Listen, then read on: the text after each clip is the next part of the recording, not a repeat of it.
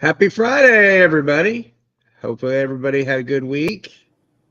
Want you all to welcome my guest, Eric, who is also AKA Charlock Prime Customs on Instagram. How you Hello. doing tonight? Doing good, sir. How are you? Doing well, doing well. I cannot complain much. And Good. if I did, honestly, nobody listened. So I know that feeling. at that point, it's kind of pointless. All right. So tonight we're going to kind of play with our toys a little bit. We're going to be doing some custom work. We're going to talk about doing customs. We're going to talk about techniques. I am going to show a few things. He's going to talk about a few things, show a few things that he's working on. It's going to be a little bit fun, a little bit interesting, and a little bit educational. So if you are at all interested in customs, buckle in. All right. So now I ask every one of my guests, there's this thing that's going to come up on the screen.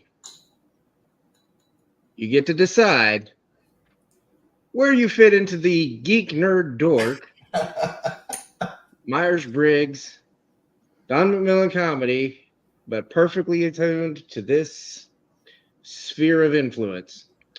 So, generally, if you're socially awkward and you have an obsession, you're going to be qualified as a stalker.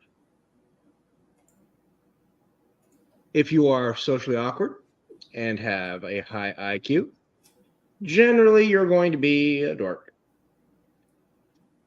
If you have a high IQ and an obsession, you're generally considered a geek. Now, if you have the high IQ coupled with the social awkwardness and the obsession, you fall into the nerd category. So, question of the day, where do you fit into the category? I'm leaning towards that little intersection of dork, nerd, geek. If we could draw a little circle around that area there, I think that'd be right. You float between the three. Is that Yeah, where we're going? yeah. I think somewhere some happy medium between those three. I think safely most of us do, but there are some people. I have had some stalkers. I was a little concerned. They said they were a stalker. I was like, okay, I will believe you. I have nothing to assert any other option on that one. I guess But yeah, honesty. no. Yeah, exactly.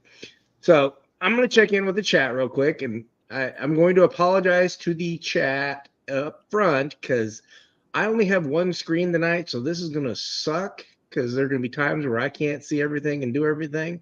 But I'm going to check in. I'm going to say hey to everybody. Happy, what's up? Mr. Nolan, how you doing? Guy Like Weed, thanks for coming. Glad you could join. Miguel Reed, how you doing, sir?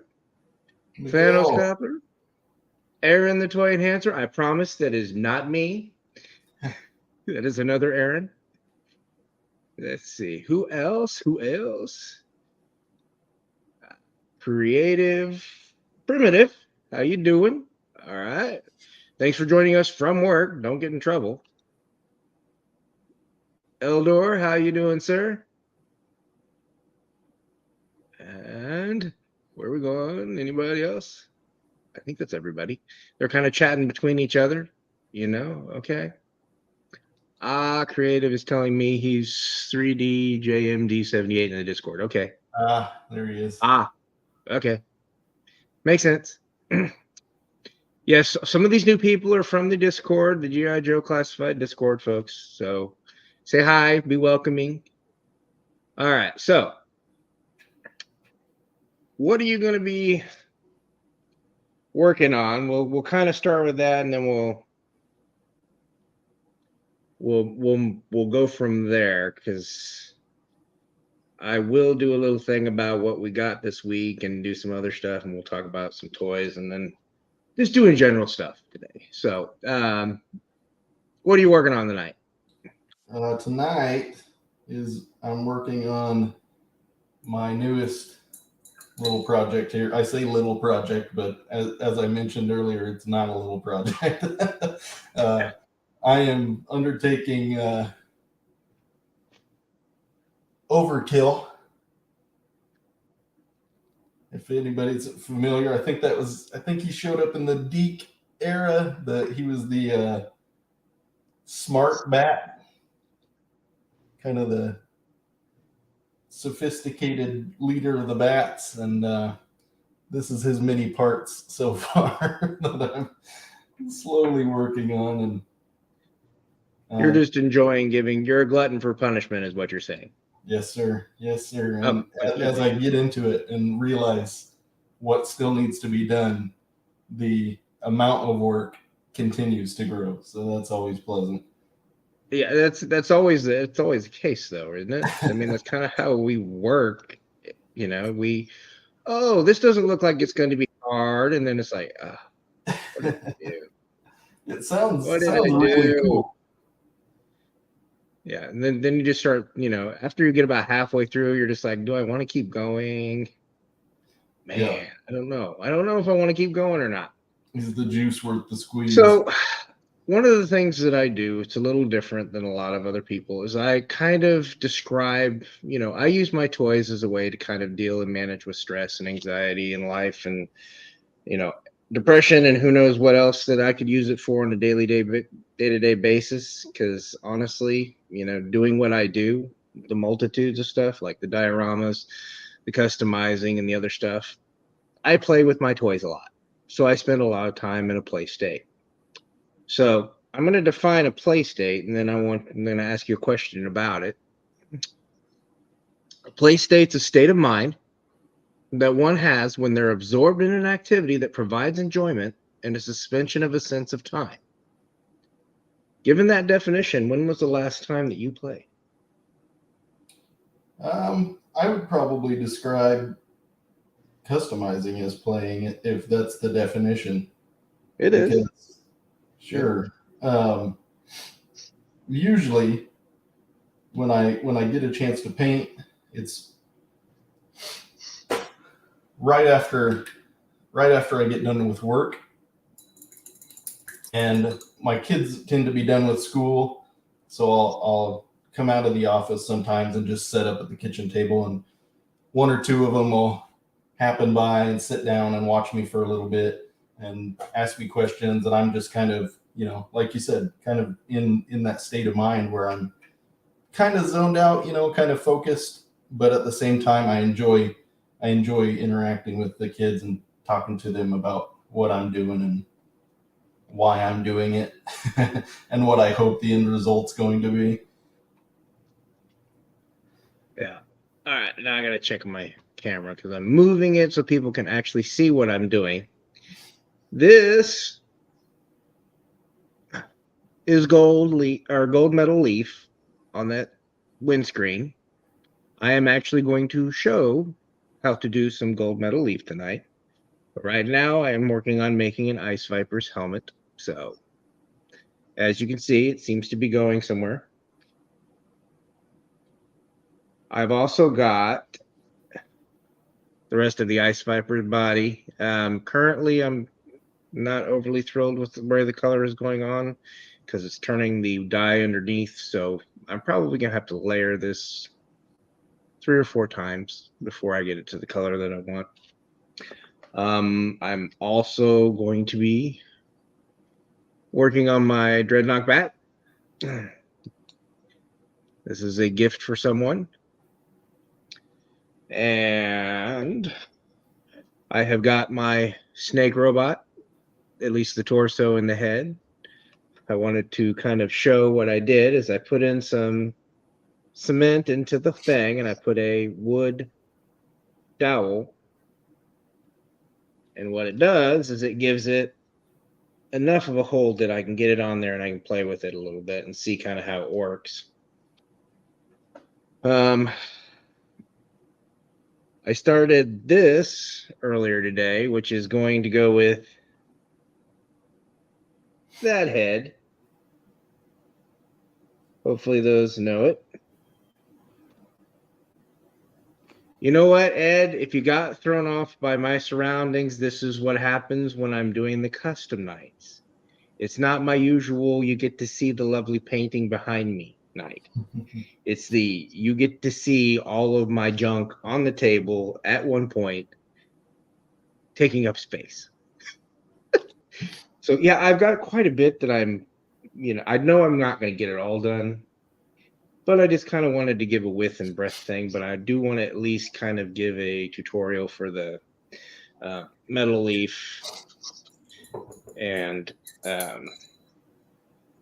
maybe even, just show off some basic techniques. Like there's a reason why I have a dark figure, so I can do some my brain just died. Yes, it did. Ask him so I can do some dry brush. So you can see kind of a dry brush technique and what it does.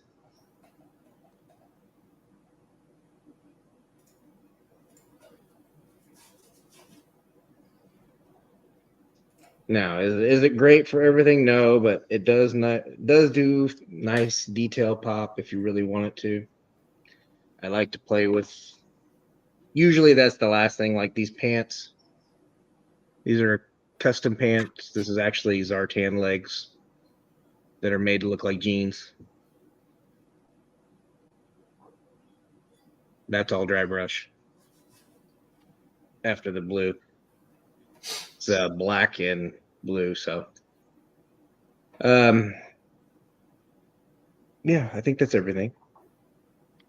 I could be going insane, but it is highly possible because I never realized how bad it is that I have just one screen until I have just one screen, and then I kind of like everything's there and I can't see nothing. So when you were a child and you were playing, what was your favorite ways to play? Did everything have to go separately? Could any of your toys mix and mingle? When Was so it when the I forever was dance party? Yeah, so when I was much younger, when I was probably single digits, when I was single digits, I only have a younger brother, and he's 6 years younger than me. So I was around a long time before he was around, and did a lot of playing by myself, and didn't have.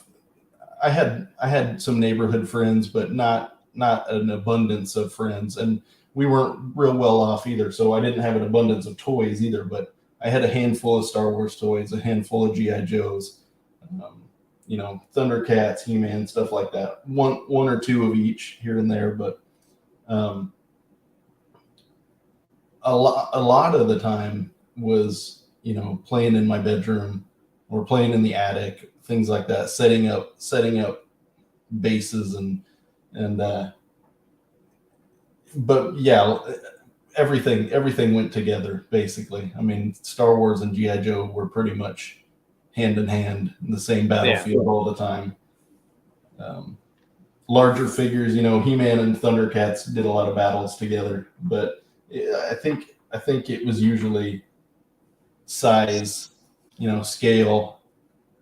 Not that it mattered to me much back then, but the smaller guys look better with the smaller guys, the bigger guys look better with the bigger guys. Yeah. So thinking about playing with your toys as a kid, do you remember how that made you feel? Yeah, actually, so I have a lot of very fond memories, especially with GI Joe. That's kind of why I kind of dumped everything that I was collecting when I got involved with Classified, because it was such a nostalgic kick for me to see these characters come back at 6-inch scale. So everything else I was collecting at the time kind of just got sold off or put in a bin. The reason for that is I spent a lot of time with my dad as a kid, playing GI Joes in the dirt, in the mud, blowing them up with fireworks and stuff like that. And those memories, like I said, especially when I look at the classified figures and the characters, and they bring back very specific memories. I was talking to one of my friends from the Discord server not too long ago about Tunnel Rat. When I saw the promo images for Tunnel Rat, I was like, why am I so excited to get Tunnel Rat in hand? And the more I thought about it, the more I thought back to those times, those memories, and specific instances where I had Tunnel Rat, like whether it was in the car with me or in the backyard, or it was just one of those pocket figures that I always had with me as a kid. And now that I have him, I look at him all the time and I think, man, he's such a cool figure. And he's one that comes down off the shelf a lot and gets posed up, and when I'm working and stuff and should be doing something else. But, so he's not one that will find its way to the fodder pile is what you're saying. yeah, not the first one I bought, anyways. Not the first one I bought. I strangely enough forgot that I had one on order, and then bought another one. It happens. So I've got an extra one coming, and I'm just like, okay, that's fine. I can work with that. The only thing I don't like is his tiny, tiny hands. His hands are really tiny relative to some of the others. Yeah. He's a tiny hands with big ass gun. Don't make no sense. He's definitely on the smaller end. I don't think he's quite as small as short as Scarlet. But I think we'd have to set them up next to each other to know 100%. But yeah, I think he is fairly small height wise in comparison to the rest of the guys. Yeah. I'm looking up because that's where most everything is right now as I rearrange my display. So, in thinking about all those times that you kind of touch point with, toys and what they make you feel, do you remember the last time that you felt the way you did as a kid? I don't know that that happens on a regular basis anymore, unfortunately. There are times where my kids get excited about something that I have some level of excitement about, and their excitement kind of pushes mine further, expands mine, intensifies my excitement. One instance, my 5-year-old, my youngest, he really likes the Masters of the Universe Origins line, which are obviously very nostalgic for anybody that had those original Motu figures as a kid. So as he got into that, and I had ordered some just to check them out, really. Like I wasn't planning on collecting the line. I just wanted to check them out, like pure nostalgic blast. Like, let me see what these look like. So when he saw them and got excited about them, I was excited to open these figures and get them in his hands and watch him play with them and play together with him. And it was very cool, very cool. Just having that ability to sit down and have a good time and kind of watch him find joy in these toys that I found joy in a long, long time ago. It's kind of important for us as adults to remember that we still need to have a little bit of a playful spirit. And some of us, we get that kind of through our kids, but right. Eventually the kids aren't going to go anywhere. So what I'm doing the gold leaf. It's just metal leaf. It's not actual gold. You can get actual gold, but I would not recommend doing that on toys. Just saying. It's expensive. But this is 1 to size, so it's water-based size. You just paint it on like you do any other paint. Then you have to let it dry for about 15 minutes, and you can let it get tacky, and then we'll go into cutting the gold. So, on your figures, do you prime or no? Sometimes. It Sometimes. What depends. determines whether or not it gets primed? So I've found like painting brighter colors, yellow especially. If you So the trick I've been using came from a friend of mine up from the Discord server as well. For painting yellow, putting down a pink base coat beforehand, Okay. you Yeah. get that more solid yellow. It looks less patchy, which I ran into so many times working on a couple of commissions that I had a while back, and just could not get the yellow right until I primed and put this pink base coat down, and lo and behold, the yellow started taking, and it took me a couple of coats, obviously, but here I'll give you an example. Yeah, it's always tricky. I mean, there's a lot of these little techniques and tricks and stuff that I'm not going to be an expert on anything where it goes. A lot of this stuff is just me fumbling around in the dark.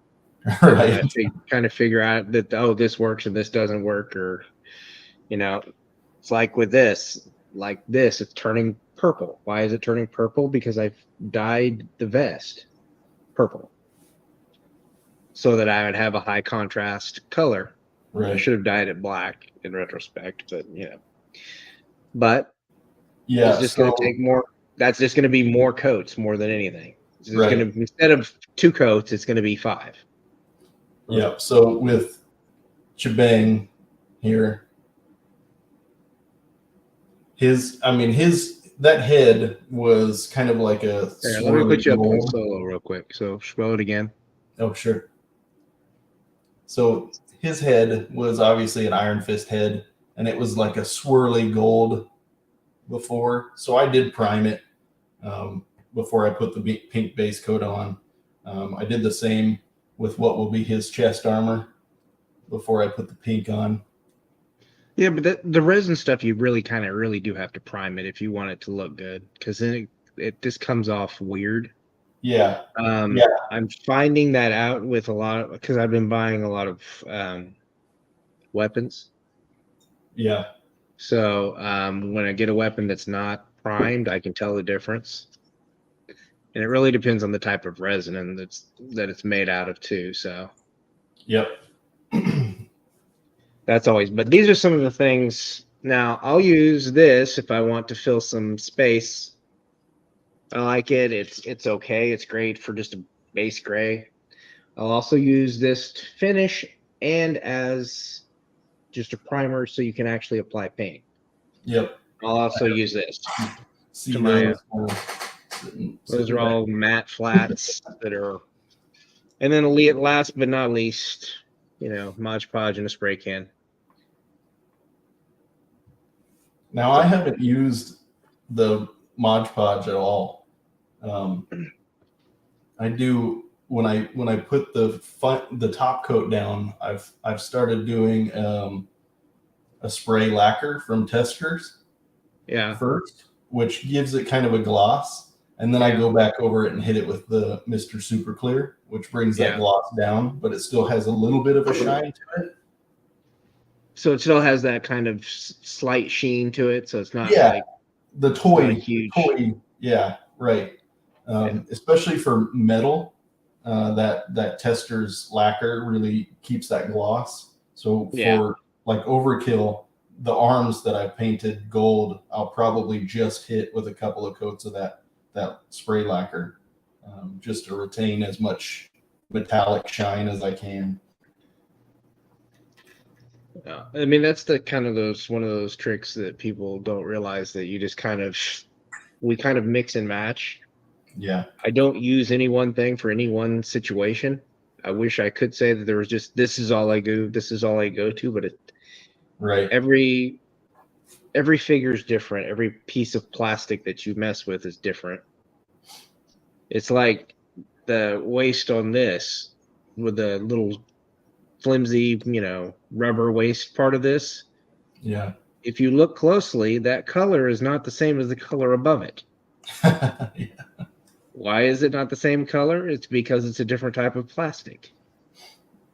The durometer is different on it, so it doesn't take it as well. So it's one of those things where you just kind of go with the flow on it. And But you run into that a lot with the dyes. I've found the RIT dye with the softer plastic versus the more brittle stuff, like the torsos versus the arms. yeah, You tend to get different shades. yeah. My biggest thing is I tear out I mess up that ball at the waist more than any other place. For whatever Yeah. reason, I at least one out of every two I snap in half trying to get it out. So this overkill one has been interesting because this is the lower body of a bat with the Yeah, ab crunch removed, right? yeah, And then this piece here, this little guy, is the torso from the Marvel Legends Pretty Boy. yeah. And this, the lower part, had a pin in it that attached to his waist. Let me see.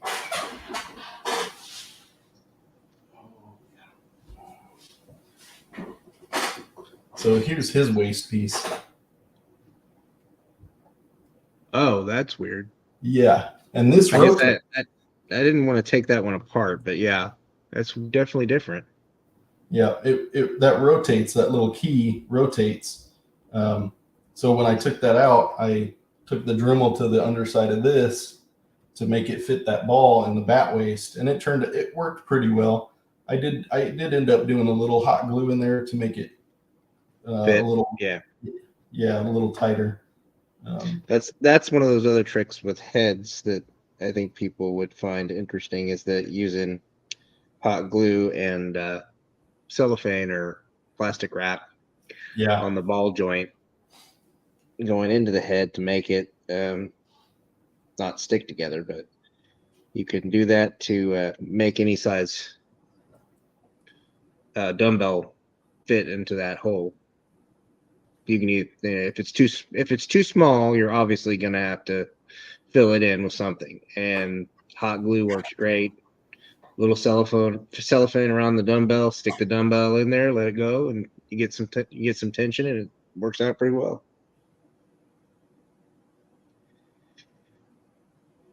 So, hang on, let me pull up other stuff here.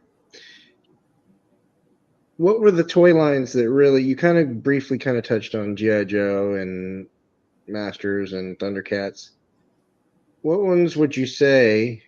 Obviously, Joe is the most influential, right? You kind of mentioned that, for sure. but what were your other, let's say your top 3 toy lines? Top 3. And why? Star Wars. The Kenner Star Wars line was obviously a big deal for me. I was a huge Star Wars kid when I was very young. Most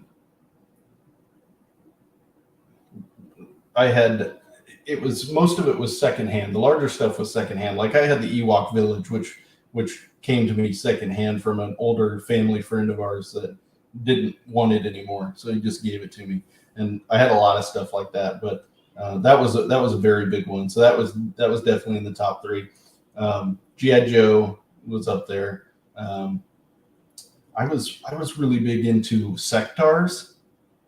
Oh, do you remember sectars with the puppets, the insect puppets? Yeah, I know who they are.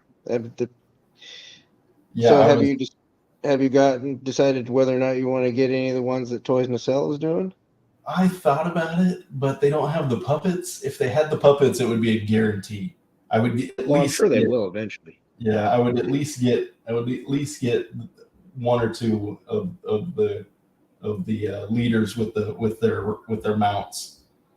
for sure. The mounts on those were always interesting. And of course, the Hive playset is one of those ridiculously priced now sets. Right. Yeah. Yeah. Those stood out to me so significantly from the other toys. Not that the action figures were terribly different. I mean, they did have, if I remember correctly, they did have ball jointed hips, which was something you just didn't get from a 6-inch or a larger scale line back then. So they had there were some innovations that some of those companies, the smaller companies, that had to do something different. Right, to kind of they took more chances with IPs.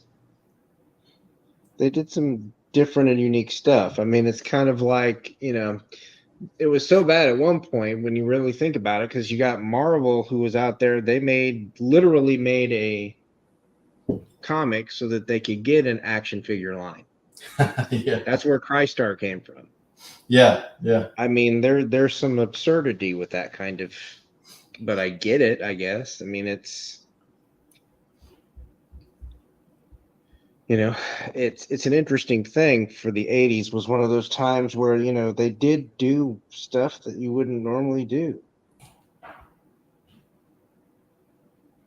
Yeah. The other one, speaking of kind of standing out, was not really the articulation scheme, but the line itself as a whole was Visionaries. Yeah, that looks awesome. That green is really nice. I've been working on the interior because I painted that interior silver and then gave it some black highlights, and then now I'm going back in and repainting all of the mechanicals. One of the things that, if you're doing a highly detailed piece, you really want to start from the inside out. And I don't know that a lot of people realize that. Some people start from the outside in, and you can really get yourself bogged into trouble if you go that direction. I mean, you can do it, but you're going to do a lot of cleanup. Yeah. And see, putting that silver down first really makes that yellow kind of pop on that upper corner. So kind of worked. I was a little worried that it wasn't going to. Yellow's, like you said, yellow's one of those colors that pain in the butt. Yeah, it doesn't matter. I mean, other than pink, apparently, it doesn't matter what you're painting it over. Yeah, it's doing all right. It's doing the color that I need it to be. So we're good. Good. So my next trick is trying to figure out where I got to get my. Now, I know that you've seen these, but there's some people maybe that haven't seen these. This is my Pythona custom. This is my Naugahyde custom. And I do a lot of vehicle customs.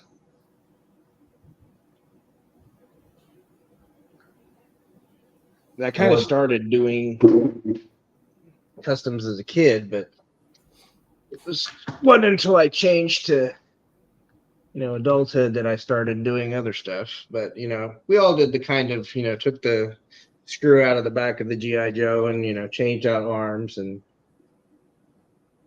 so customizing as a kid is funny because my best friend and we collected that early Toy Biz Marvel line, the limited articulation line. Yep. I've got 2 tubs of those in the garage. And we did a lot of cutting and sculpting and painting on those with our ultimate goal of trying to get one in the pages of Wizard magazine. Yeah. Because they always had a toy custom corner. Yeah. We were never successful, unfortunately, but we did a lot of customizing of those figures back then. It's weird because if you had told me that I'd be doing this, I probably would have told you you're probably going insane. But because this is not exactly what I would have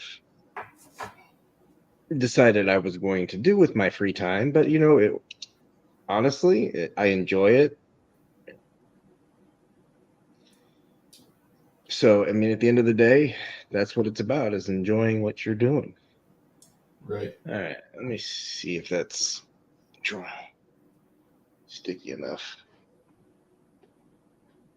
Okie dokie. Now for my next trick.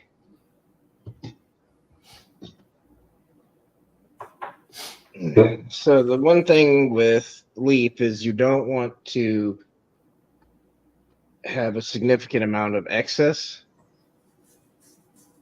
So you always want to cut down to right about the size you need. It doesn't have to be exactly the size, but it comes in these sleeves, and each leaf is individually placed within the sleeve. Hopefully everybody can see this. Now, I am using this knife to cut off just enough. Hopefully it will come off. I have my other knife I couldn't find. This is taking a chance with this one. So this is about what I'll need for that piece. Now, I have already painted the exterior, but it should just go on smoothly.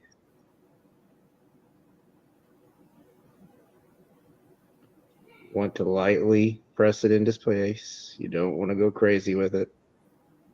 Now, is the piece that you're applying it to, is that wet at all? It's sticky. It's okay. Tacky. It should be tacky to the touch. If it's not, let that size continue getting tacky. And then what you kind of have to kind of scrape off the excess on the outlying areas that you don't want it on. And so you're going to have to paint because whatever reason, leaf does this great thing where it just attaches and sticks to shit that it shouldn't stick to. So it's one of those things why you're going to have to do it first if you're wanting it to sit, and then seal it. But I can get most of it off, and I can kind of give an idea of what it. I mean, you've already seen the other two, but I'm going to be repainting the head anyway. But the goal is to get it to where it is uniform and smooth. Yeah. Erin the Toy Enhancer. I did her with, that is a Tigra body for that one. I'm redoing it with the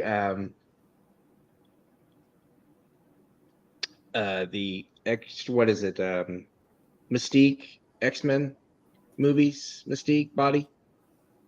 It makes a little more sense. That one has some texture.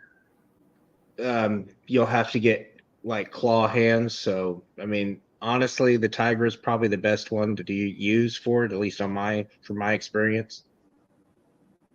So, and yes, random, I am doing creative chaos. But generally, that's what you want to try to do, is get it in there, you get it, and then you got to let it sit. And, I'll seal it, and then I'll go back in and paint around it. It's not hard. It's just making sure that that you don't get too much, because if you do, you get too much gold, you're just going to be dealing with trying to get it off anyway. So you just want about the size of the area that you're going to be putting it on. And you can pick up gold leaf. Most craft stores will have a gold leaf, like a little kit. It's cheap stuff. And the size you can pick up, it's basically just watered down glue, but it's a little bit better quality.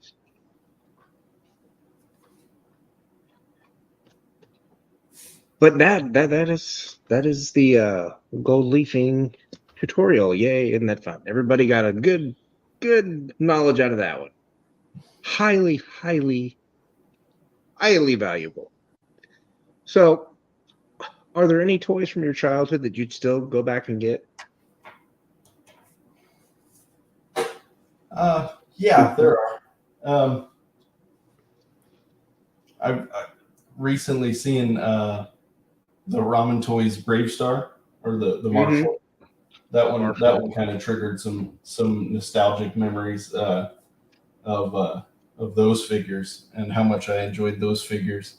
Um, that was another one. They were kind of different from a lot of stuff, but they were very cool figures design wise. Um, Visionaries. I wish somebody would do. I wish, Visionary, Supernaturals. yeah, Those were some different figures, that's for sure. I mean, the lenticular 3D stuff, that's always been cool. yeah, yeah. The Supernaturals. I remember having a few of those, and um, Visionaries was one that I remember almost every time I went to the toy store, I would buy a Visionary. Uh, It was just cool. I mean, you moved it both ways, and then there's just that fantastic looking, you know, hologram on the inside of their chest or on their right. shield, or it was cool. Yeah. It Yeah. was Yeah. toyetic. Yeah. It stands out. Like we were saying, um, different from the rest of the toy shelf. Yeah.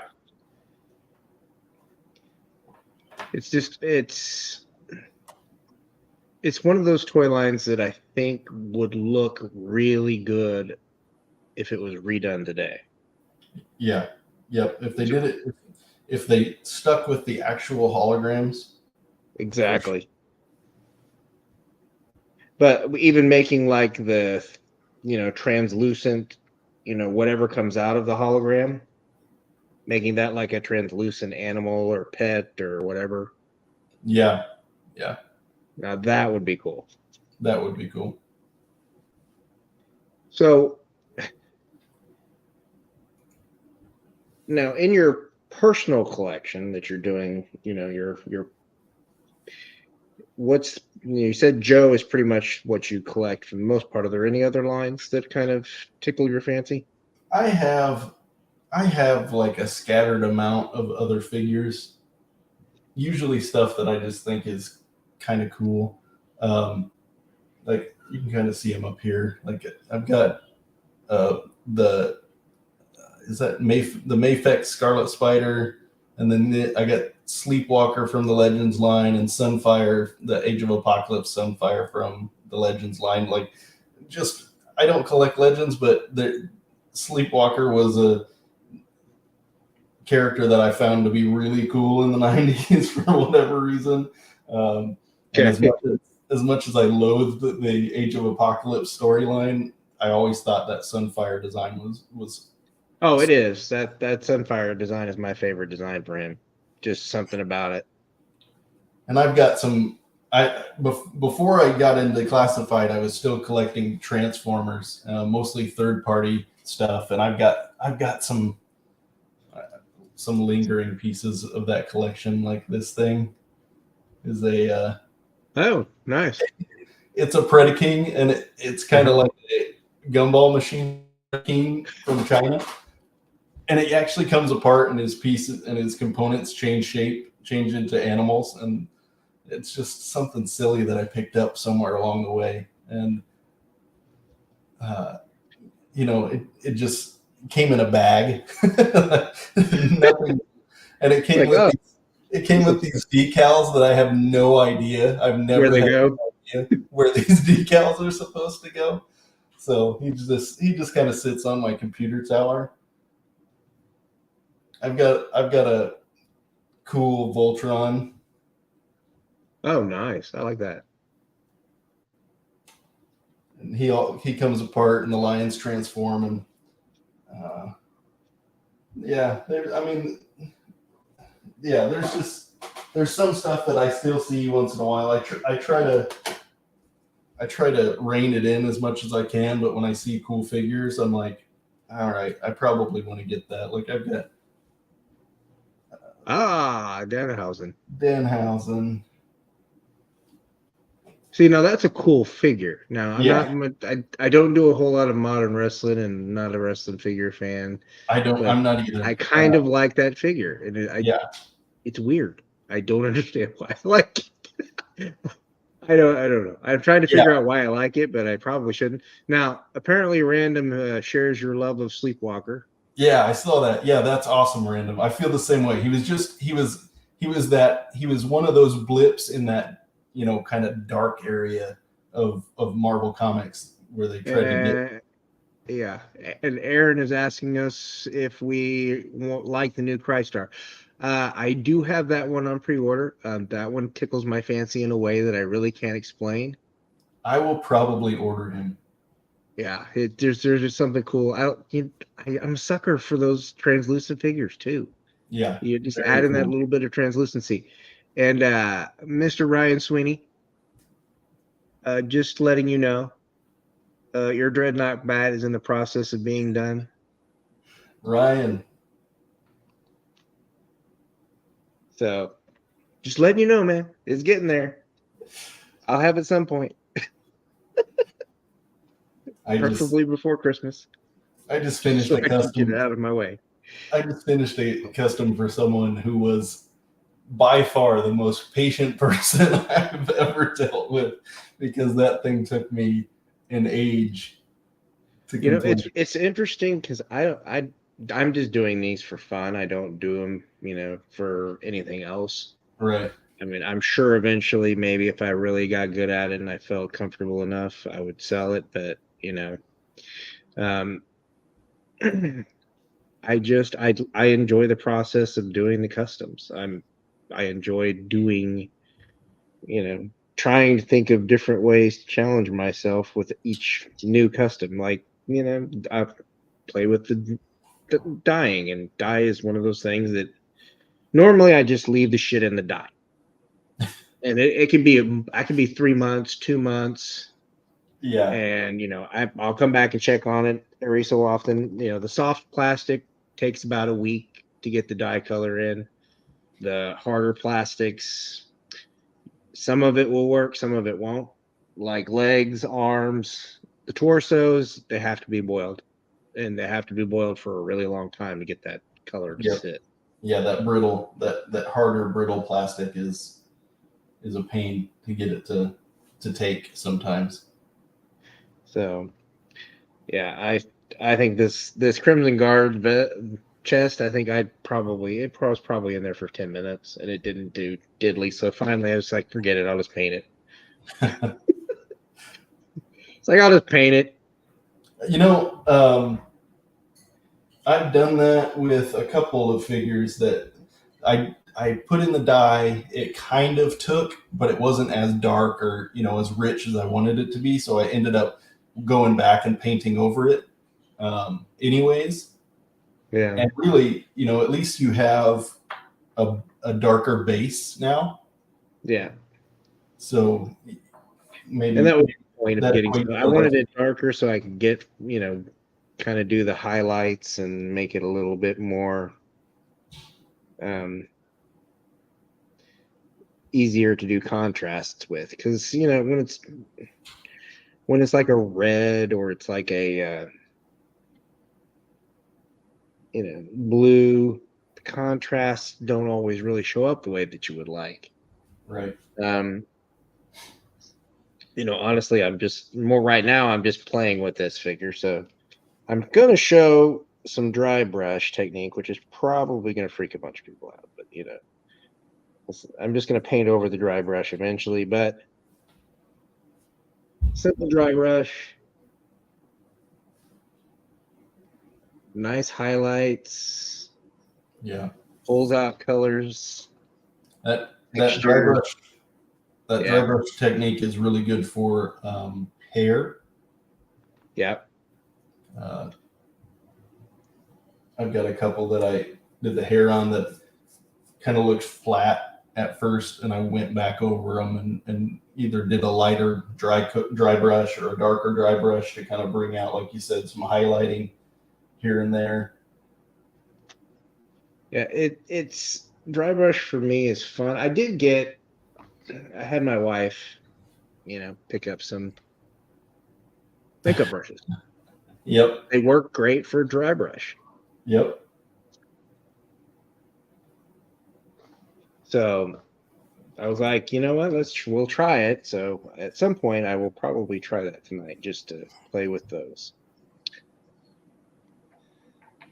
Now, as far as like paints, are there any paints in particular that you use that you prefer? Do you?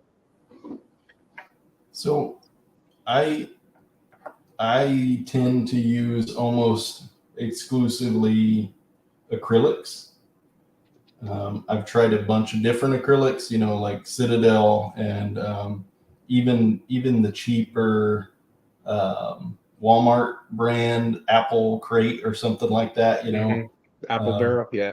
yeah, yep, that's it, Apple Barrel. I've used those. At the end of the day, when you hit it with the top coat, when you're finished, if you like what you have and you hit it with the top coat, it's going to hold. So if it holds, it doesn't matter how much money you spent on the paint. But I do use a lot of the Vallejo. Um, that's my primary paint. Yeah, I've used quite a bit too. So and Vallejo definitely to me is better of the two major. Like Citadel, for whatever reason, when it goes on, it just you can't really tell until it's like further down the line, dry, what color it's Yeah, gonna be. It's kind of like my speed paints. I got the speed paints just to kind of see. I bought a pack of speed paints, and they do kind of they're watery when they go on, so you can't really see um, the finished product till it completely dries, and by that point, you've already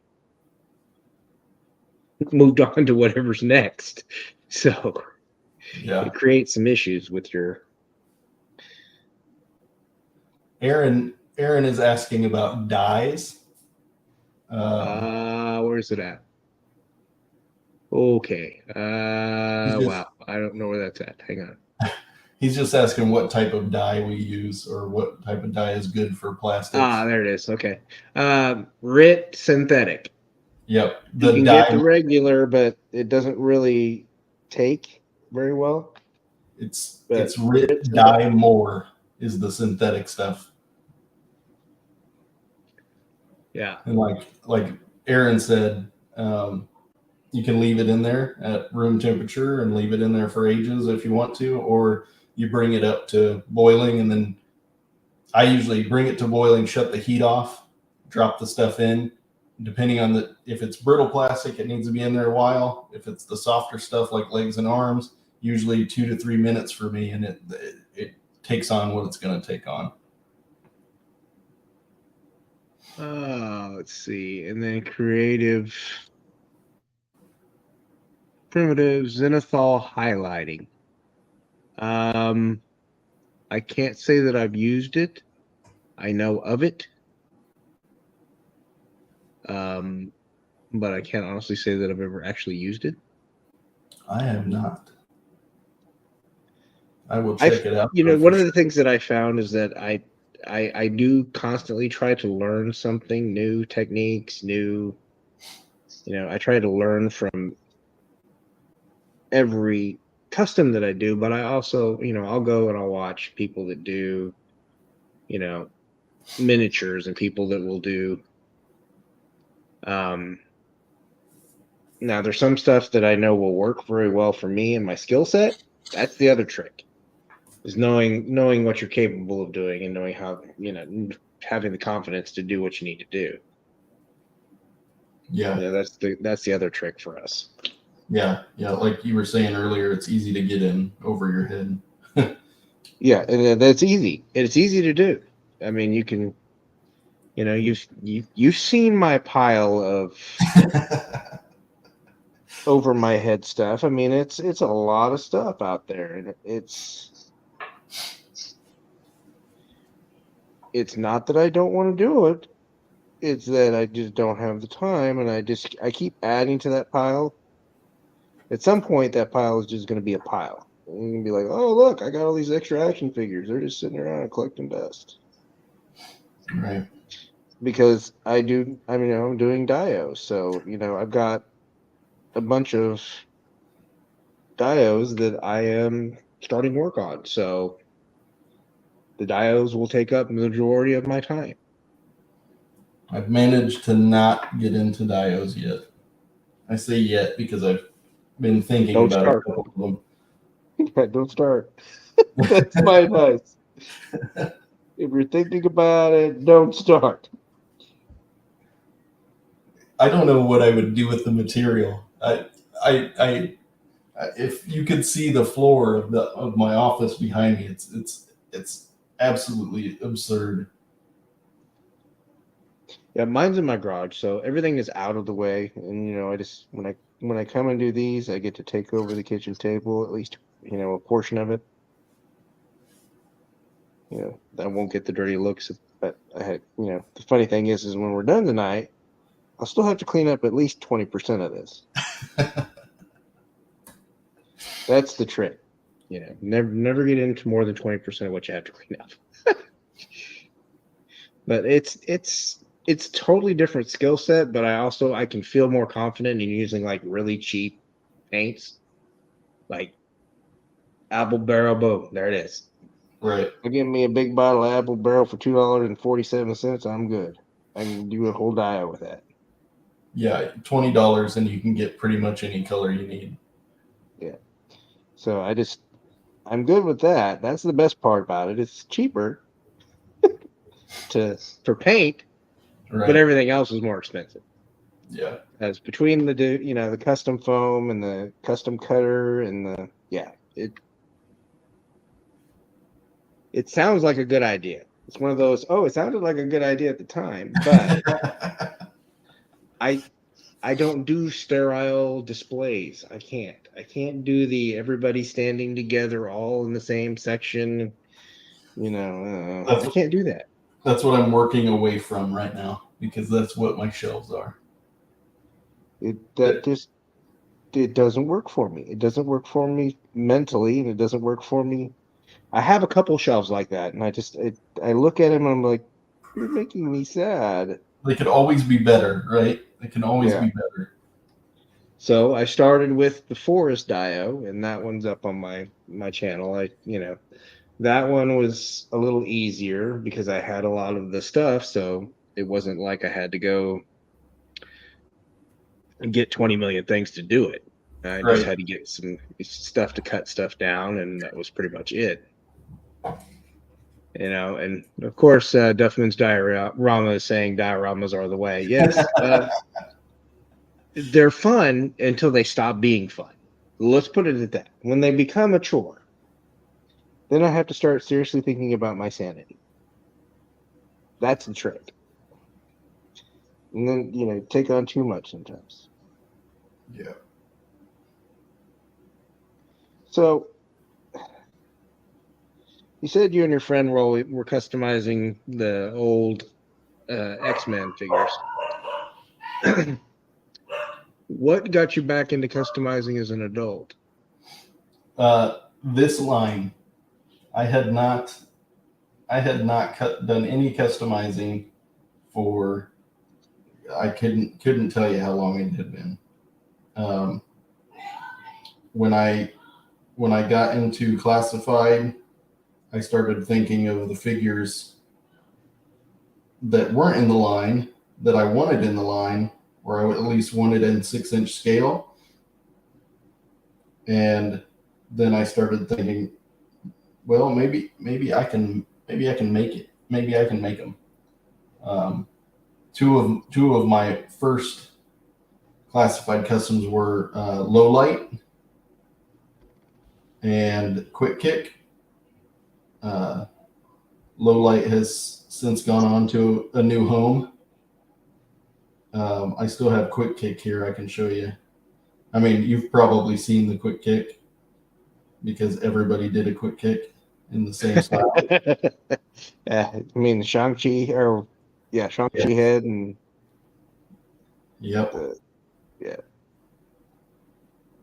And that's okay. I mean, that's kind of what we do, right? It's customizers. Oh, that looks good. I want to do that. Yep. You know, at least until they make their, you know, the official figure, and then you're just like, damn it, what am I going to do with the figure now? Right. And I was talking to actually Miguel. Miguel was on here earlier. I was talking to him because he did a similar quick kick, and we were talking about that. Like, yeah, they're gonna replace him, and the official one's gonna look great. But you know, he was one of the first ones I did, like I said. So what do I do with him? Do I chop him up and use him for parts, or do I just put him on a different shelf as kind of a?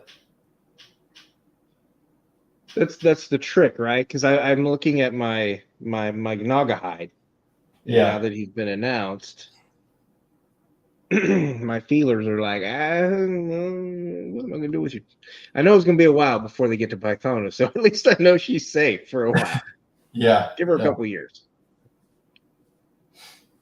I have some safety zone there, but that's about it. So did you always collect, or was there a lull? Yeah, there was a lull. So after the Marvel that first iteration of the Toy Biz Marvel line kind of faded, um, I was at that age uh,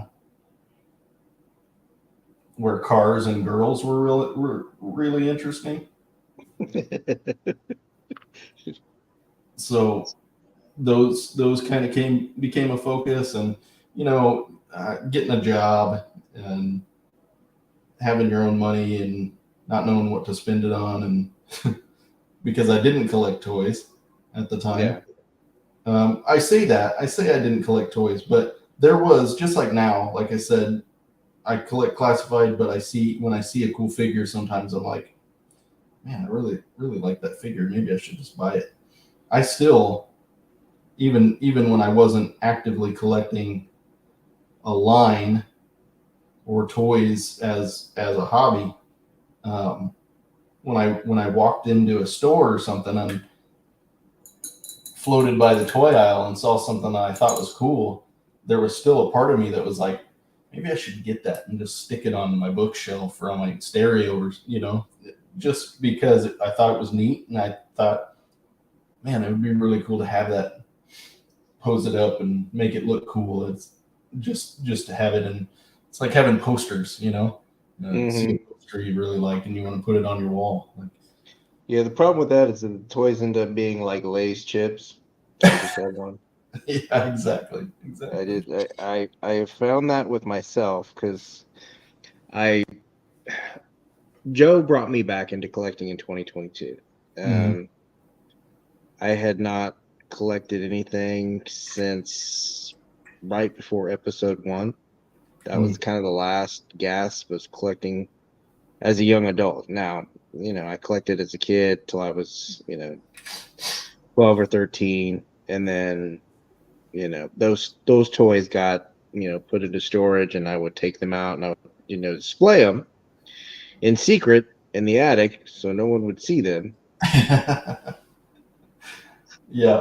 But they were still there, and they were still displayed, and they were still out, and they, That was my Transformers, my vintage Transformers.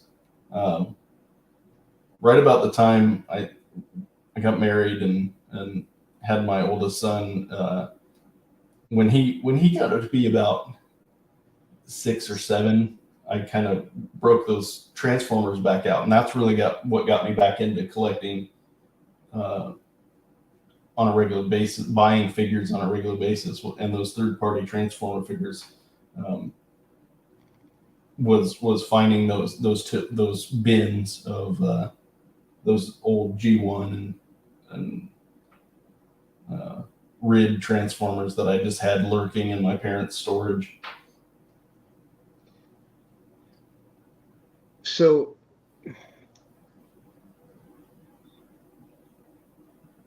Joe was that kind of line that brought you to doing customizing again. Is there a particular character that you're proud of doing. I want to kind of show this off. So give me a second to load up this Sure. file because it's going to be a pain. No pun intended. So we're gonna share your customs here. Share screen. And I need a window. There we are. There we are. Okay. So this is your slice and dice. Yep. And I did see that you had a couple slices or dices, so I can't remember which one is which. I'm old and my brain is, tired. But I know you were working on some heads. Oh yeah. So I got those here actually. Yeah. So he's kind of become one that when I did the first iteration of Slice, he was kind of one that I hadn't seen anybody else do. Mm-hmm. 1 second. So this is version 1 Slice's body. Hang on, let me stop sharing for a second, and then we can give you the. So that's version 1 of the okay. Slice. That's the red hand ninja from Marvel Legends. And yeah, like you said, he became one that was fairly quick and dirty.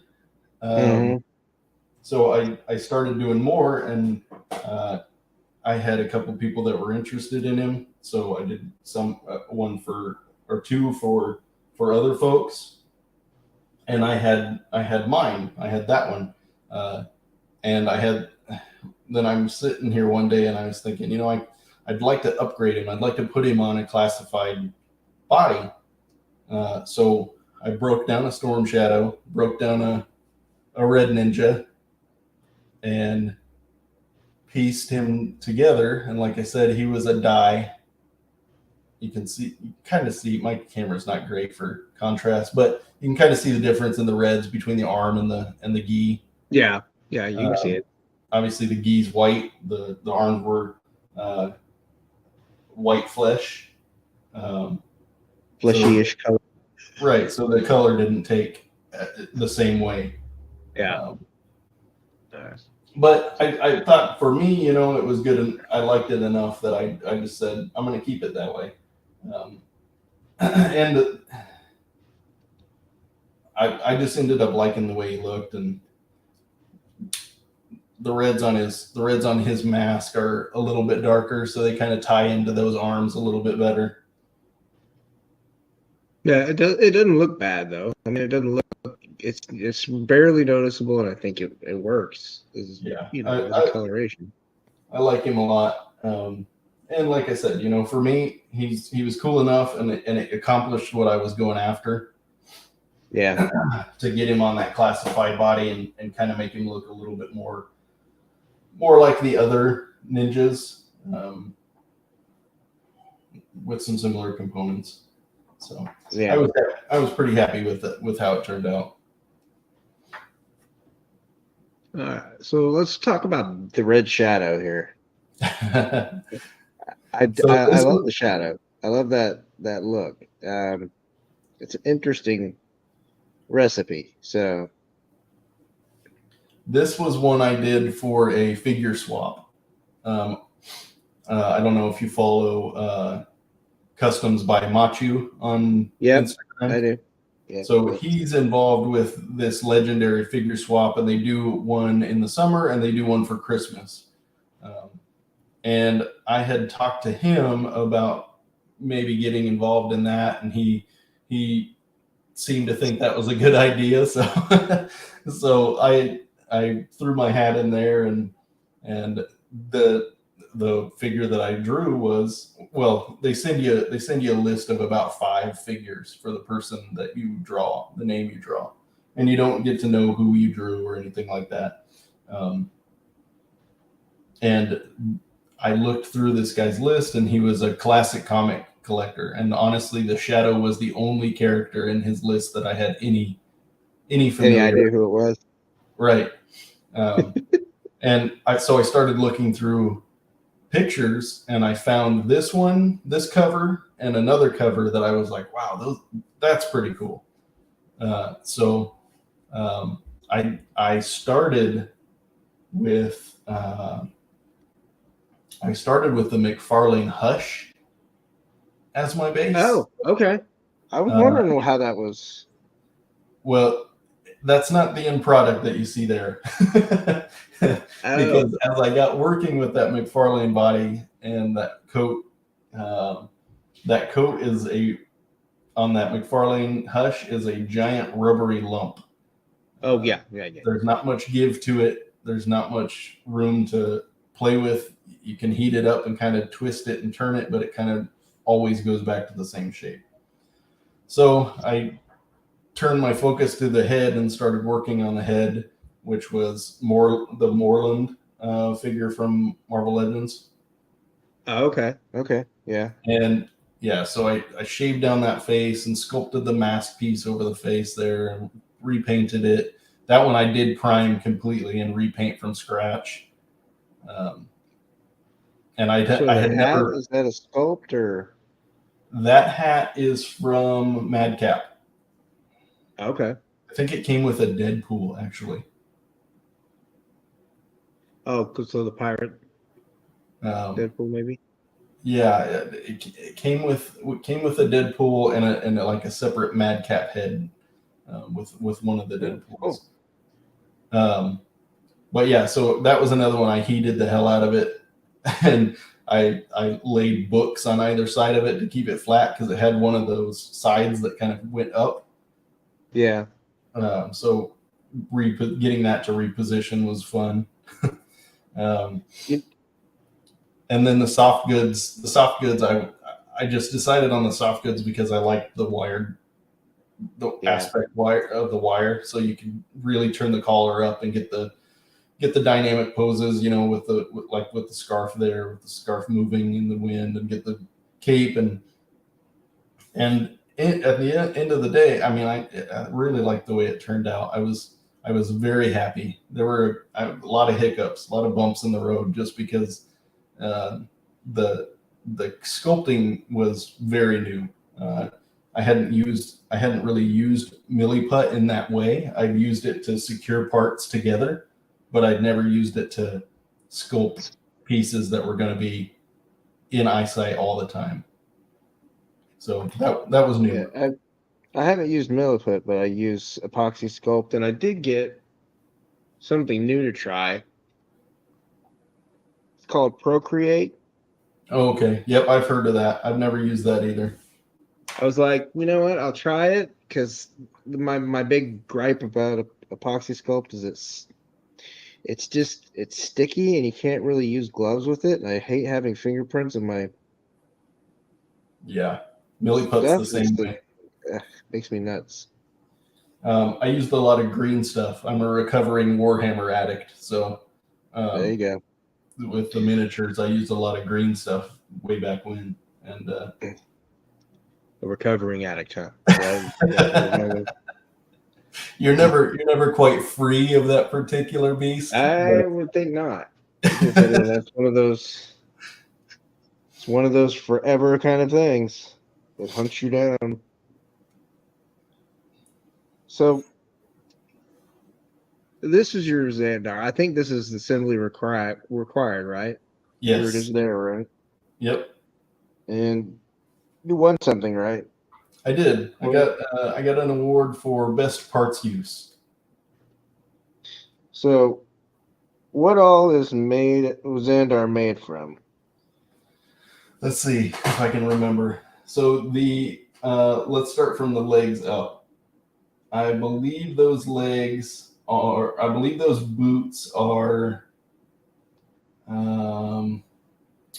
Destro? They might be. Maybe, gosh, now I'm struggling to remember. They might be a Snake Eyes. Because they look like the Destro boots that I have on my. Oh no, the shoe part is different, but the lace up is the same. I know the upper legs are. Let's see. Are they? They're beachhead, Okay. and then obviously the crotch piece is Zartan for the belt Yeah. buckle, and the torso is Zartan. Okay. His shoulder armor is Zartan, obviously, cut down a little bit. His chest holster is a Marvel Legends. That scarf is actually the Stalker scarf, just chopped to bits. Just to chop the fringe off. Yep. And then the head is a custom 3D printed. I think it was a John Constantine, is what they were going for. Really Yep. interesting. Now I do kind of like where you went with face tattoos. A little Yeah. different interpretation of those, which is kind of nice. So I mean, I looked at a bunch of different art, Xandar art from the comics and from the vintage line, and those markings were, I think they were from a comic panel, and I just really liked how big and kind of obvious they were on his face. mm-hmm. And yeah, I really liked the way it ended up.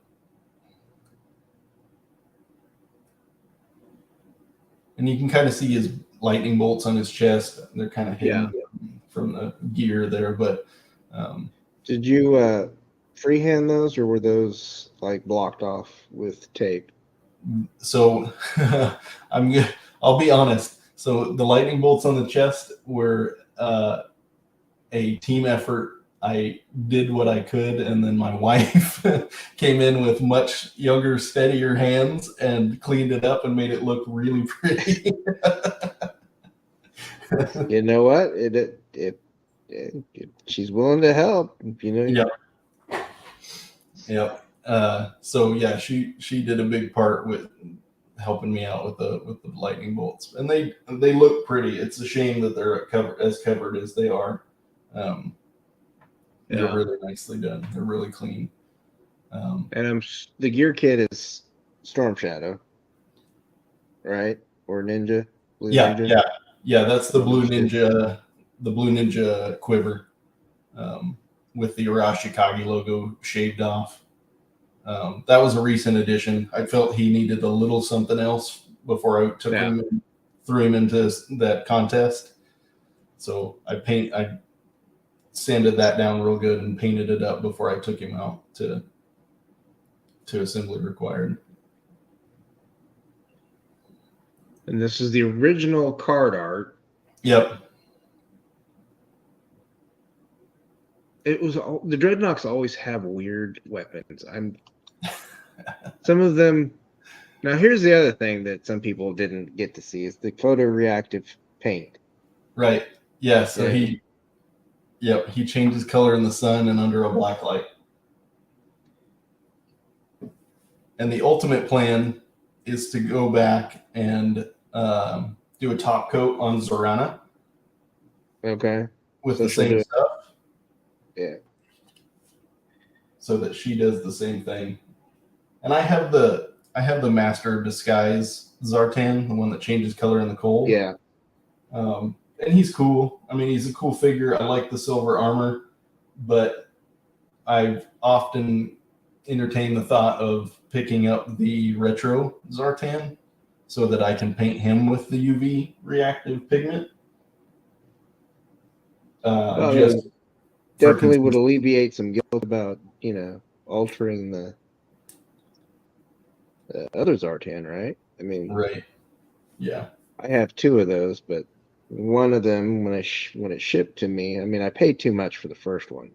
The second one, literally 2 weeks after I bought the first one, shows up on Pulse.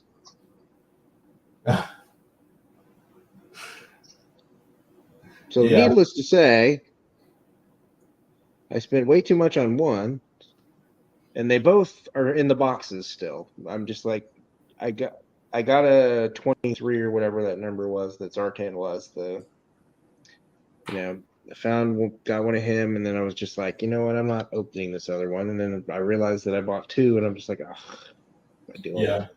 That's the thing. I like him a lot, like I said, but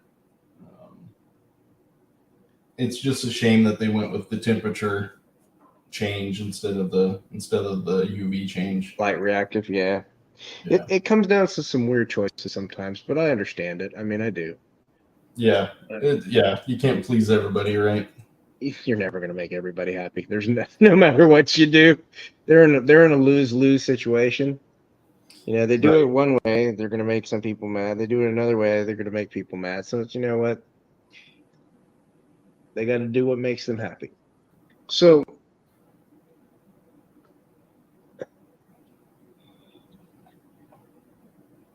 are there any collection rules for you? I know with being that the customizer, we tend to have some loose rules about what is and isn't allowed in the collection. Yeah. I don't have a whole lot. I don't tend to buy display wise, collection wise. I don't tend to buy more than one character. I don't buy iterations of characters. I usually pick, if there's multiples, if there's repaints or variations or whatever, I pick the one that I like the best and go with that. And that means, down the line, I might shuffle some things up. Like I have the Tiger Force bazooka on my shelf right now. And the more I think about it, the less I want Tiger Force on my shelf. So I might just go back and get that vintage inspired one instead, and Tiger Force bazooka might just end up on the chop shop. Well, I mean, the arms are good. So Yeah. And the t-shirt is great if you want to do somebody with a t-shirt for a custom. Yeah. And Rakondo's the same way. That Tiger Force Rakondo is awesome. I really like him, and I didn't expect that I would be as compelled to trade him out for the retro one. But when I saw the retro render, I was kind of like, okay, maybe I do want that one instead. And I'm not much of an army builder, so I might buy like 1 or 2 or 3 troops here and there. But usually, like I have 2 eels. That was all I went in on the eels. I have 2 range vipers, 2 snow serpents. Well, you have less of a problem than I do then, because there was a point where it was like when I first started doing the army building, it started off with 3. Mm-hmm. And then I was like, you know what? Maybe I need 5. I kind of went the other back direction. To 3 again. But I did manage this week. I managed to get, the rest of these showed up from Hella Dope Toys. And I got to give them, hang on, I got to give them their obligatory thing here. Hang on, here it is. This was brought to you by Hella Dope Toys. I got that, and I got my Chun-Li. I've been waiting for her. Oh, nice. But I got three snow serpents plus the 2 that I already have in the display. But I'm doing a snow dio, so. And then, of course, my Sligor came in from Four Horsemen, finally. I am. With all the replacement parts. I'm both jealous and very, very happy that I managed to avoid the Mythic Legions and the Cosmic Legions. Oh, just wait. Customizing them? So nice. You have no idea. So nice. Yeah, I could not. Gosh. And when I was at Assembly Required, there was a toy store there called Midwest Vintage, and they're up in Minnesota, and they were super cool guys. They gave my boys so they had some OG three-quarter Joes there in a bin, and Nice. and they were like, "You guys just pick a couple that you want and take them."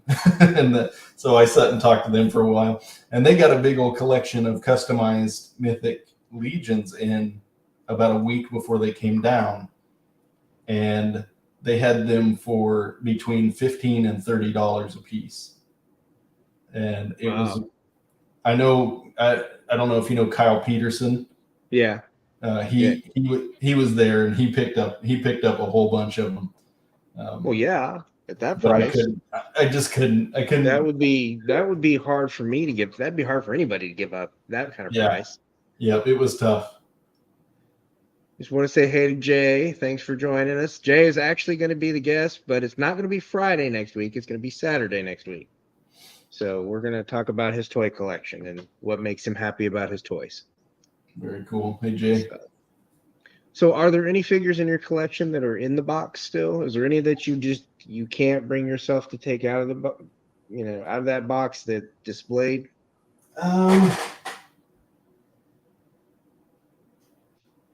Let me see. I know I've got a couple. I mean, I have that Danhausen still in the box just because I haven't had the urge to open him up and display him anywhere. I think I have a Trouble Bubble in the box still. It's for the same reason.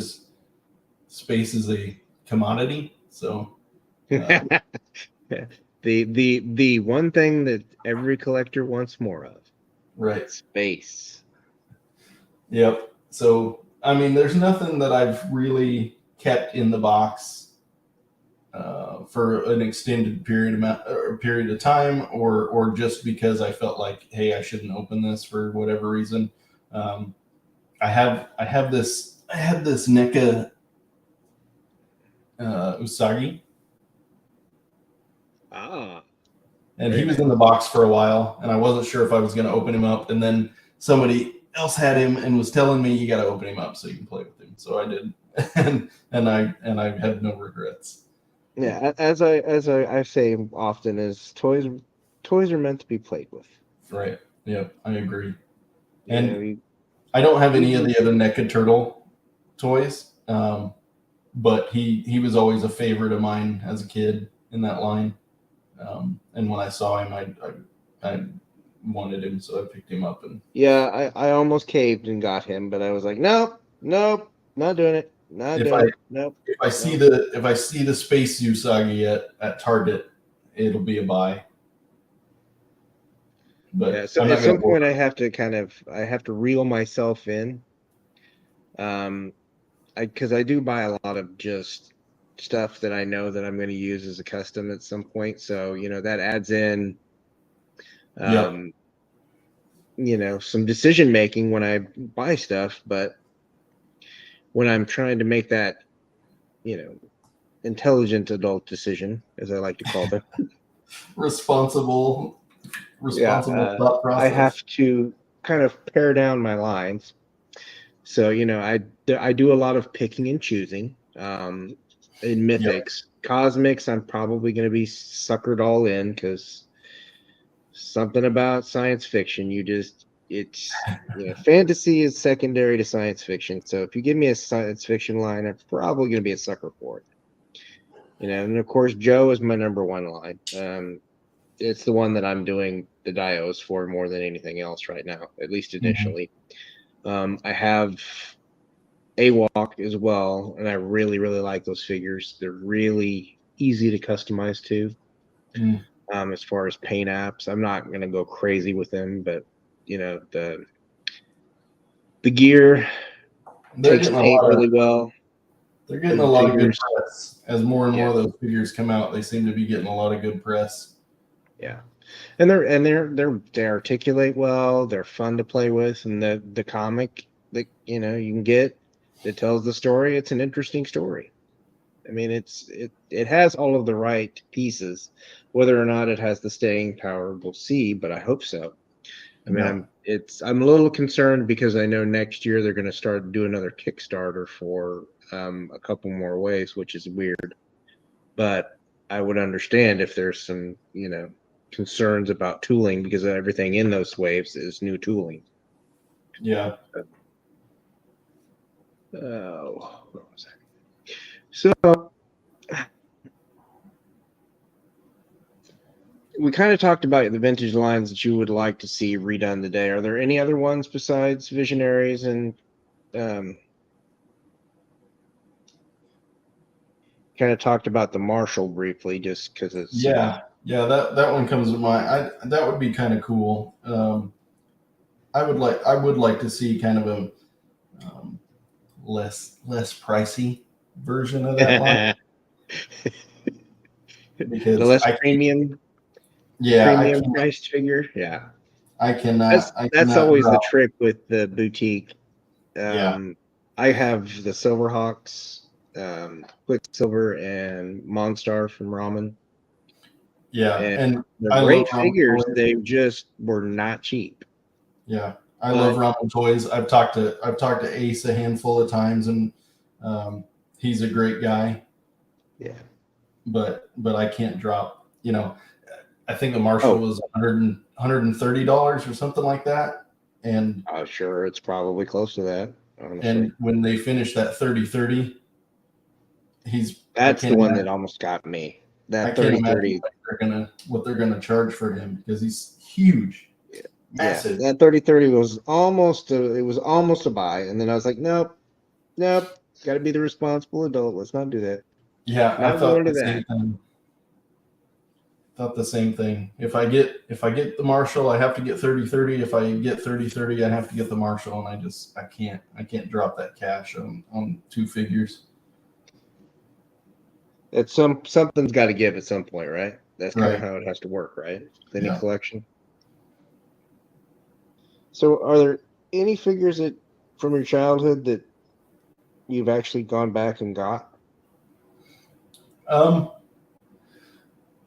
Yeah. Well, so prior to the Transformer collection, I did start to collect the 3 3/4 Joes again. I had I didn't have a lot of vehicles. I didn't get any big vehicles. I got a couple of vehicles, like the ones that I really liked were like Darklon and the Evader and Overlord. I can't remember what his was called, but they had those small to medium sized vehicles, and nothing too big because we were living in a much smaller house at the time, so I had even less space than I do now. So 3 3/4 made sense, and the smaller vehicles made more sense. So yeah, there's been an occasion where I've gone back and thought, that was a really cool figure that I hadn't thought about in a while. So let me hit eBay or Mercari and see if somebody's got one out there that isn't gonna break my bank account. Yeah, there's some that will.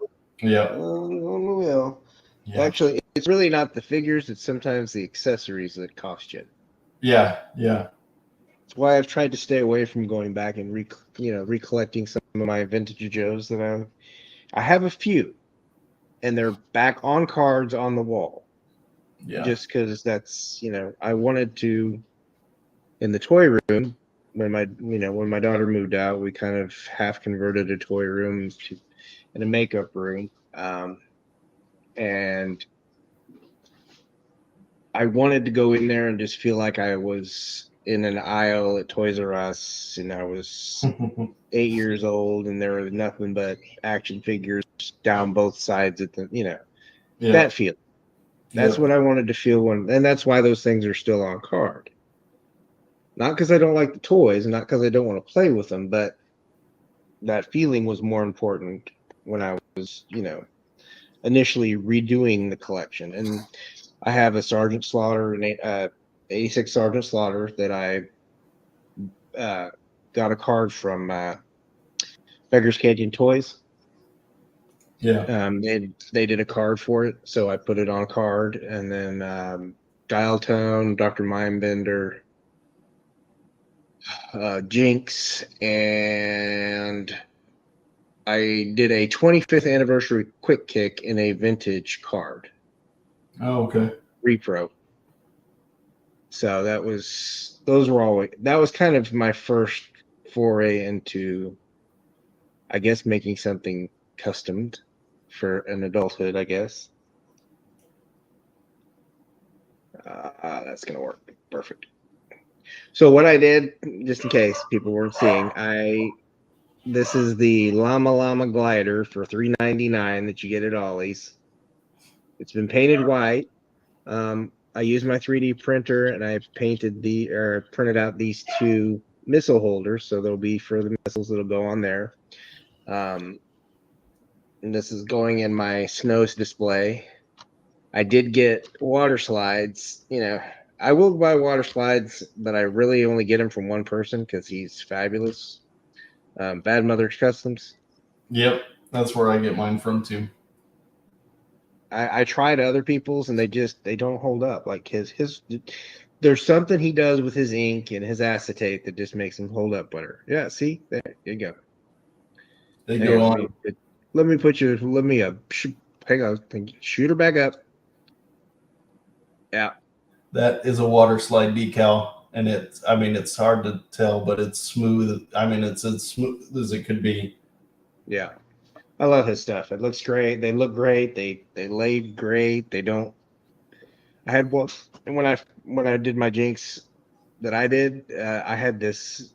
I got these other water slides from somebody else, and every time I would apply it, the ink would just fall off.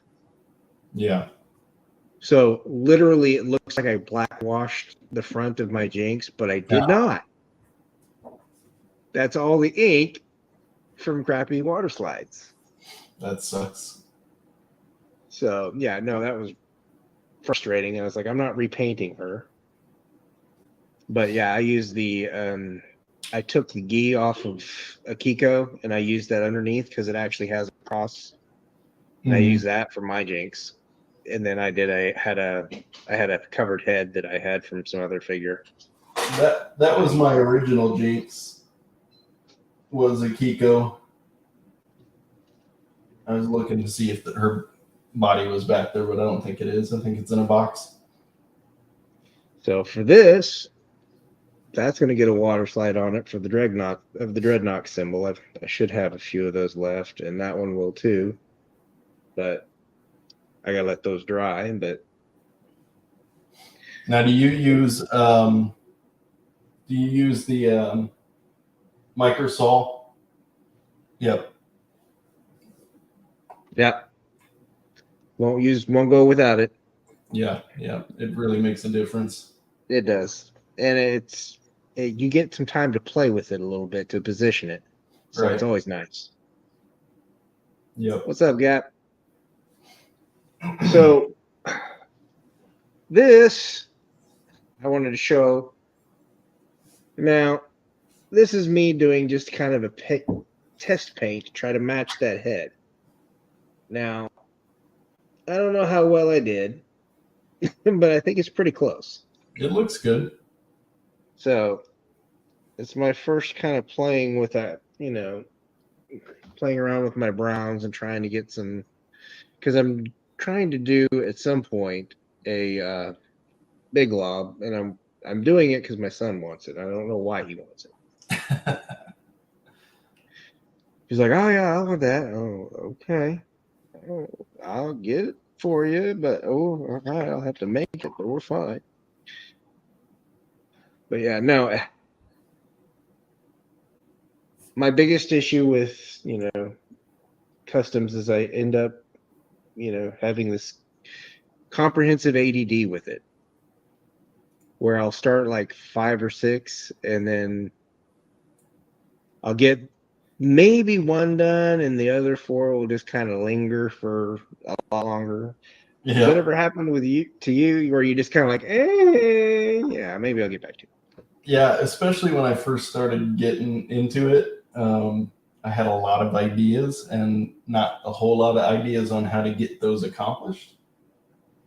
So I ended up starting a whole lot of figures or kind of like preliminary designs, and a lot of them, like you said, they just kind of sat unfinished for a long time. Some of them still aren't being worked on actively. And I get that. I'm right there with you. I have those moments. I get inspiration, and then it's just like that inspiration is momentary, and then I just kind of forget about it, and then I come back out and I'm looking at it. Oh, yeah. I forgot I was going to do that. This guy, I'll put him up here. This guy took me way longer than he should have, just because Oh, nice. I didn't know what to do basically with a lot of it. Um, that helmet ended up being a commission from Mark II Designs. Yeah. Because I tried everything I could think of to get that helmet accomplished without having to find someone to make it for me. I ordered a what was supposed to be a 1/12 scale motocross figure from China. Oh, yeah. No. It came with that style of helmet. When I got it, he was probably closer to 1/18 scale, and that helmet was not going on that head. Yeah, that's the funny thing is that's one of the reasons that I did all of those my dreadnought bikes. Mm-hmm. For the most part, with the exception of my Ram, they're all the smash and slam cycles from the wrestling figures. Yeah. They scale well, and they're easy to paint. And if you really don't want to paint them, you can just leave them all red and black and go with it that way. But yeah, no, I got a 112 Maisto bike, and it's tiny. Right. And the only person it really fits is Zorana. Yeah. Yeah. So he ended up taking me forever. And I hadn't finished his vest at the time. So when I couldn't figure out the helmet, it kind of just dulled my excitement enough that I just set him aside and just left him. Because is this the thing that Miguel was talking about in the Discord? Which one? The backstop. Yeah. Yeah. So he was an early one. I had a buddy that I was talking about G.I. Joe 2. He lives up in Canada, and he doesn't collect Joes, and he was asking me if there were any Canadian Joes, like, character wise, if there were any Canadians on the team. And I said, there has to be, right? Yeah. And so I dug through, and lo and behold, Backstop is the only Canadian Joe. So I told him, I said, yep, here he is. I'm going to make him. And then it took me ages to finish him. It just took me forever, but I like him. He turned out okay. He needs some touch ups. I need to go back and touch him up. I've got some of those water slide, the iris decals. Yeah. I hate painting eyeballs. So I'll go back and put some irises on him. And I'm not a big fan of the painting eyeballs, but I do find that if I use a toothpick, I tend to be in better shape to do that. That was my method of choice too. I usually shave down one end of the toothpick and use the fatter end for the iris, and then the thinner end for the pupil. You have to we have all these little tricks that we do to make it work. Yeah. And sometimes we learn it from others, and sometimes we just like, you know what, this looks like this will work. Let's try this. Yeah. It's the experimentation part that I think is the most fun sometimes. You can screw something up really bad, but you know what? It's all right. It's fun. It's not gonna hurt anything. Yeah. Right. Yeah. Exactly. Yep. And if it's going on your shelf anyways, if you screw it up, you can go back and fix it later on. Or eventually they'll just make the figure and you don't have to have a custom of it anymore. Yeah. Right? That's how that works. Yeah. We had a running theory there for a little while on the server that if we made enough customs of particular characters, that Hasbro would eventually just release them so that everybody's customs were negated. Yeah, exactly. They'll get to all of our customs. Trust me. I am utterly shocked that Xandar has not been even in the name only pipeline. If you would think that they would have more Nox than they do, but I mean, we're just now getting Ripper and Buzzer. I had Buzzer now, but we're just now getting those two. You would think that Monkey Wrench and some of the other ones we would get, but Torch is on the way, right? Yeah, Torch is he's in the name only currently. Right. It's interesting to kind of see where they're going with that, because there's some figures that I could have lived without having. I had purchased the pieces, the parts I wanted to use for a nunchuck, and I had them all sitting on my desk the day they announced that he was coming. That's how it works, right? Yep. You're just like, oh, great, thanks, okay. Anyway, that's where you're at. Like, anyway, I guess I wasn't planning on doing that. No. Yep. So I have a whole bunch of parts that can go to something else now. They can be used for something else, I'm sure. Yeah. Whatever it is, there's always different. So when you paint heads, I have found that I use popsicle sticks and sticky tack on the inside of the head. Yeah. It's a cheap way to get over so you don't have to have one of the fancy head holders that, Right. I'm cheap where that's concerned. So this is on a nozzle from a silicone tube. There you go. See, we're all about practical, right?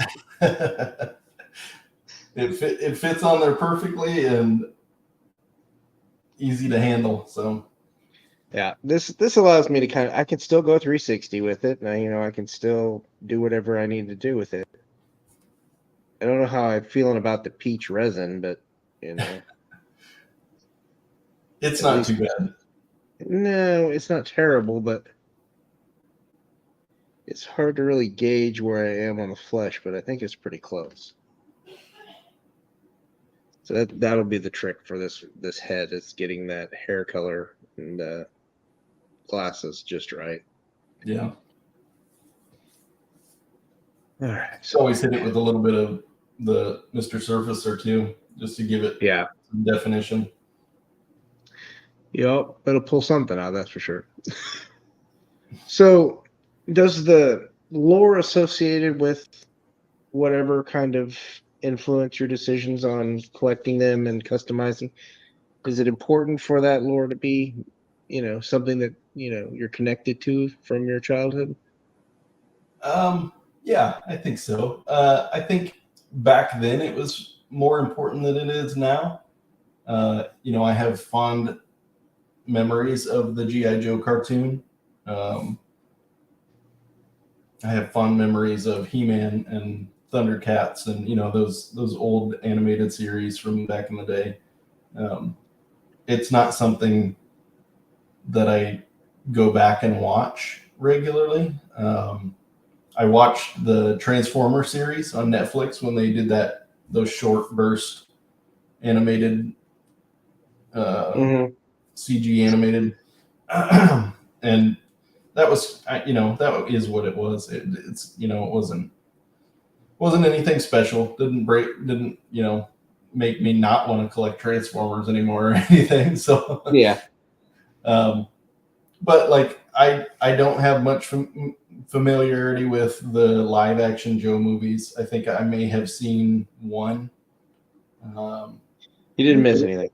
Yeah, that seems to be the consensus. Um, Same with the Transformer movies. I think I saw the first one and didn't see any after that. Just the draw for me wasn't there. And a lot of that now is like, can I watch it with my kids? Yeah. I think it's So kind of the delicate balance as parents. Sometimes some of the stuff that we watched as kids, I don't know that I would want my kids to watch just one because they'd be bored out of their mind because right, there's some stuff that's cheesy. Now, the one cartoon that does kind of tend to hold up is, for me anyway, is Thundercats. yeah, I think Thundercats was a pretty good show. He-Man did not hold up at No, all. uh, It was so hard. And I can remember how much I loved the figures and toys. And right. as a kid, I think I really liked the cartoon. But as an adult looking at that cartoon, I'm like, was I high? I don't know. Was I high? I I tried was to watching those because, man, I tried I to guess I was watch. desperate for cartoons at that point, right? Yeah, I tried to watch the original Transformers series with my older sons, and they got through about 3 episodes, and they're like, "Dad, what is this?" And Well, I'm G.I. like, Joe's kind of that way. There's some "Yeah, it's episodes that I can watch that are good yeah, from the series, and there's some like miniseries. Any of the miniseries are really good. Once you start getting into the regular kind of, not where there's 5 focused episodes, it tends to start meandering all over the place. World Without Ends is probably the best part of yeah, my disc collection that I have for them. You can kind of see the impetus where it was starting with the GI Joe movie, where they started going really off the wall with that stuff. So yeah, yep." And I that's what I ended up telling the boys too when we were watching those Transformers. I said, basically, this was a series of commercials to sell toys. yeah, no, it was here. Here's the thing: we as kids we watched a show that was a 30-minute commercial Right, intermixed with more commercials to sell more stuff for other right. toys, and maybe even the toys that you were already watching. Yep, So exactly. Exactly. it's an interesting thing because nowadays they don't really have to put up with ads. Right. If kids are streaming or watching, whatever, there's a lot of times they don't have to mess with ads. Yep. Nowadays, that whole dynamic is not there anymore because they don't have to, there's not a block of time that's cartoon time like when we were Yeah. kids. There was Saturday mornings, after school, before school, whichever one it was in your area. That was when cartoons were on, dude. If you weren't there, weren't able to watch that, you didn't get to watch it. And Right. you'd have to wait till it reran in the summer if you were lucky. And it happened to show the episode that you wanted to see. Yep. Now I can just go back to my bedroom and I can take a remote and I can pick on a channel and go to, I want to watch this episode at this time. It's a totally different dynamic. Yeah. And they watch. I can't believe how many times they watch the same episode of something. I can't, It it's unbelievable. I'm always fascinated because my youngest son is on the severe and profound end of autism. And just him watching this probably the same 50, 60 movies consistently. And there's days that he'll get stuck on, let's say it's Cars for a day, or Yeah. it's Chicken Little for a day, or it's, Shrek for a day. You know, I'm almost to the point where I can quote most of those movies pretty much as soon as I hear where the line is, I can give the next line. Yeah. It's an interesting dynamic in my brain sometimes. I feel that way about Sonic on Netflix. My youngest son watches a lot of the Sonic animated series on Netflix, and it's it's a lot of the same. Yeah, exactly. So, are there any, as collectors and as, you know, uh, customizers, are there any regrets, any buyer's remorse, anything that you're like, Yeah, I probably shouldn't have bought that. Shouldn't have probably done that. Nope. Yeah, yeah. Not as much with this line because I pretty much liked everything I've purchased, with the exception of like the Baroness figure. I wasn't real impressed with the initial, the first one that came out. I'm trying to think if there's any other figures that I just didn't really like. Falcon? Falcon? Yeah, Falcon. Falcon. Falcon was a pretty quick. Like when I pushed the pre-order button on Falcon, I knew he was getting a new head as soon as I got him. The thing is, the funniest thing about that one is if you really look at those original renders, the sculpt was that bad. We just didn't. I think seeing I it agree. Yeah, two-dimensional. There's something about that two-dimensional 3D, supposedly 3D sculpt. It just looks weird. It was kind of like the steel core heads. yeah, I thought those things looked atrocious on the 2D renders, but you get them in hand, it's a different animal. They actually look good. yeah, So it's one of those, it can work for them and it can work against them. And me going, yeah, maybe I'll wait for that one. yeah. Falcon's a good one. Baroness is another one. Yeah, I don't think there's anything else really that I thought maybe I shouldn't have bought this. So do a lot of us in this thing, we kind of get to the point where it's kind of, for lack of a better word, we get burned out of our, hobby. We're feeling, overwhelmed with it. Some people can turn that kind of inward and, do some negativity with that. And that's kind of where we get some of those negative headspace YouTube channels where they're just unhappy being a collector. Right. I'm one of those people that if you're not happy doing it, stop doing it. Yeah. Yep. Or at least take a break until you appreciate that, were you doing it for the right reasons. Yeah. So has there ever been a time where you've really experienced that kind of, burnout with doing a custom or doing customs in general? Do you ever get to the point where you're just like, I need to take a break? Yes. Especially like I was talking about backstop, stuff like that. I tend to let stuff like that get a hold of me too easily sometimes, where I'm frustrated either with my own skill set or lack thereof, or just the inability to answer a question, like what am I going to use for this helmet? What am I going to use for this head sculpt? So stuff like that tends to bother me from time to time, specifically with the customizing thing. I mean, I've had this year, there were a couple of times with this line where I was like, there's too much stuff right now. Where I felt like maybe I was getting a little ahead of myself with all the pre-orders and just feeling like there's too much. Like there's too much to buy, and I can't keep up with it, or I shouldn't keep up with it, or maybe I need to take a break from it, or like you said.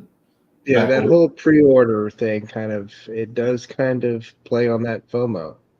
Yeah. When for whatever reason, as collectors, we have that connection, emotional connection to our collections. As customizers, we have a little bit, and for some of the stuff, we have less connection, but for those customs that we do, that's time. That's you know, hours and hours in some instances of just focus and painstaking effort. And it can be a lot sometimes. And getting perspective helps. And if it's not making you happy, take a break from it and come back to it. Right. Yep. And I think that I don't think that that's a foreign concept to most people, but I think in practice, it's a different story, especially Really hard, right? It's really hard to just take a step back and be a little self-aware, like, yeah, maybe I need to do this. yeah, It, especially it for I think guys that and don't get me wrong, I understand the compulsion to be a completionist. I understand the compulsion to be an army builder. I think complete guys that go into things that want to be completionists have more of a I don't know a chance to fall into that zone where they're like, well, I can't get that, so why am I collecting this line? yeah, And then, yeah, like you said, it's the you all get or nothing kind of mentality. Yeah, yeah, and then you get into that negative headspace, like you were talking yeah, about. yeah, Well, if I can't get that exclusive, or if that exclusive's super hard to get, then why am I even bothering with the rest of this line? And you're 100 figures in, but this one figure is the straw that breaks the camel's back. It's like maybe you're a little bit too invested in it. I don't know. yeah. Well, I'm completionist with Joe, but the reality is I don't have to be, Right. if that makes sense. I don't have to get every iteration. Now, when I get, when we come out with 12 versions of Tunnel Rat, or I only have so many shelves, so my max number of any character in any iteration is 6. No, wait, hang on, 8. So I can only have 8 color iterations of a character on my shelves, because literally at that point I would be putting one of them on every shelf, right? Right. So at that point, when we get to that point, why am I buying this 8th Yeah. version of Tunnel Rat? I don't need an 8th version of Tunnel Rat. Yeah. I need Yeah. however many I need for my displays. Now I can use different versions of Tunnel Rat in the display, like Bazooka. I have Tiger Force Bazooka in my Tiger Force Python Patrol diorama. Mhm. I will have a snow people in my snow diorama. I will have water people in my water diorama. Yeah. Necro, what's up, man? How's it going? So I have really like 3 questions left. And the biggest one we'll get to in a second. But this is the second or third biggest one. So is there a time that you see yourself not collecting? What does that look like to you? Yeah, I think that's always in the cards. For any reason, money, uh, life, just in general, responsibility. Um, Something pulls your focus that's obviously more important. Um, I can see that happening. I don't where Whereas before, like I said, when I started in the classified line, I was collecting Transformers at the time, and um, decided to move away from that entirely. I didn't keep hardly any of my Transformers at all. Um, I don't know if I see that in the cards or in the immediate future, foreseeable future with the classified line, just because um, I'm actively paring things down, like deciding, like I said, deciding against Tiger Force, deciding against Python Patrol. Um, I'm I, I'm not sold on keeping all my Arctic themed stuff. Like, so there, I'm trying to keep this, like we were saying, this healthy mindset of I don't have to have everything in the line if I don't feel like it. I'm drawn to it. I'm not excited about it. I don't need to buy it just because it's GI Joe. So Yeah. But yeah, that's always something I think about. Like, is there going to be a time where I do step back and say, all right, I need to save some money. I need to stop for a little while. And that, I mean, if I do that, you can always come back to it. You know, you might, some of the figures, some of those exclusives, you might end up paying a little bit extra on the aftermarket if they're that important to you. But Yeah. it's not a matter of. I think that scarcity, that false scarcity that we kind of work our brains into, kind of plays into some fatigue for people in collecting in Sure. general. Now, the converse of this question that we just asked is, if space and money weren't an object, what would you collect and why? Oh gosh, Joe's for sure. Cosmic Legions, Mythic Legions. Gosh, what else? I mean, there's so many lines out there that are so impressive right now. The Robo Skull stuff, the Skeletron stuff, I'm blown away by that stuff. I saw that stuff in person at Assembly Required, and it was just, it's one of those lines where you see it and you're like, holy crap. I have a Robo Skull on order. I also have the homage character in 6-inch. Though no one will see our 6-inch figures, but I know that, you know, they're going as fast as they can get. Yeah, that stuff. The thing is I bought it before I had a space for it. And now that space has been taken by other things. So then I got my Hiss tank coming in sometime in the next probably month to 6 weeks. The Dio that I've been building for going on 2, I'm hoping it fits. I really don't want to have to carve more out and, you know, do more, but I guess if I have to, I have to. It's not the end of the world. Right. I'm not gonna jump off the wall here. So one of the things that I always do, and like I said, I try to keep things positive. I try to keep things focused on the positive aspects of doing the thing. I use, you know, customs, dioramas. I do all of these things to manage stress, because of life in and of itself is hard enough. But one of the things that I make a point to do, and I didn't do it for a very long time, is I try to be grateful and find joy in something every day. So, with that being said, before we, you know, finish up for the evening, what did you find joy in today?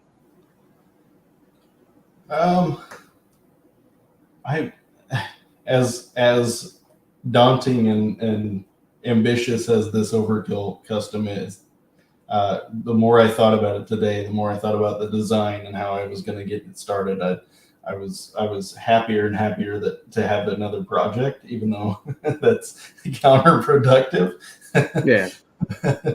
But and already, you know, I've been working on it for a couple hours, talking to you here a little bit before when I got off work. I did some painting, and I don't have all the pieces, you know, I don't have all the answers or what it's going to look like at the when the project's finished yet, but I like the way it's coming together, and that's always a really good feeling when you start a project and you're not just full of questions and you start to see fruition instead of just pain.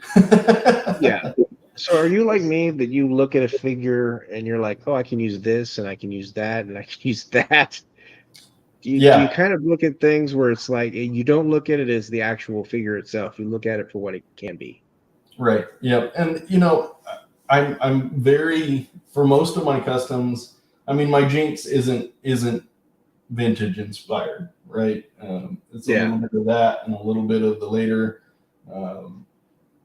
It's very Electra-ish. Right. Yeah. Yeah. And that, I mean, that's what the figure is. It's a 95% electro body with a Jinx emblem on her gi. Yeah.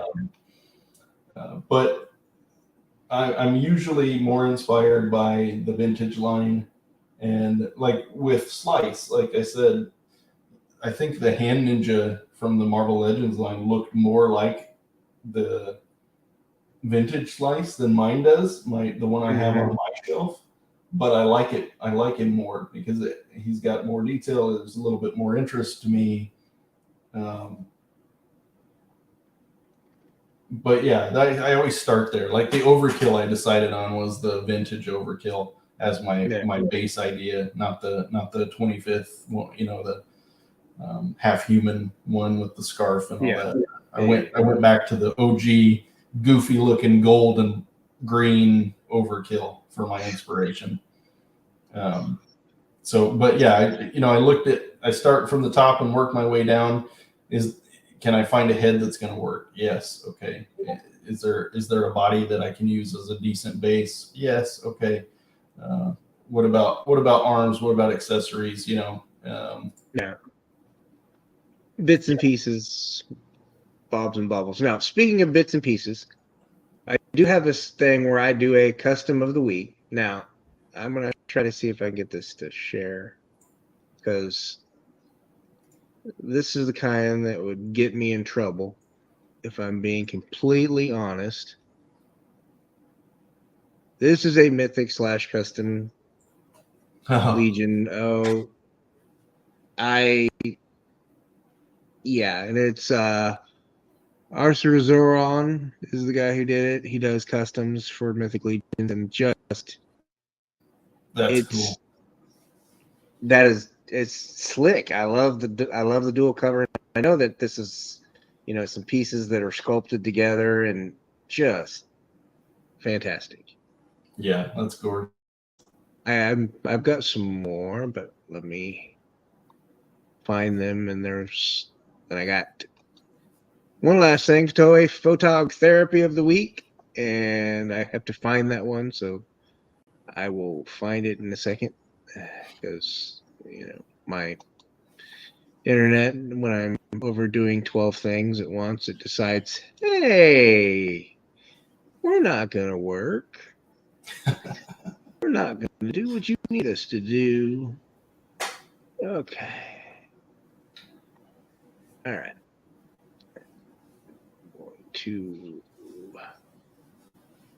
Now, do you follow Ray Murphy?